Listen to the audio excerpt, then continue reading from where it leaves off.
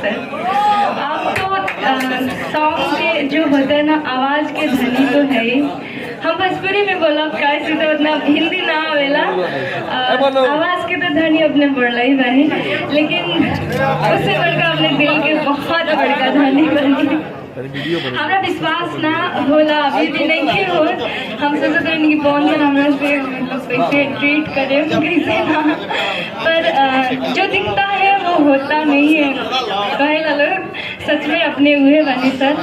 और सबसे पहले तो हम सबके सामने ये कहूँ कि ठीक बा, अपने के सामने तो बच्चा बनी सर। वो बच्चा ना सर, मतलब इंडस्ट्री के लिए एज का बात नहीं कर रही हूँ मैं। और सर मैं ये बोलना चाहती हूँ कि आप हर कलाकार को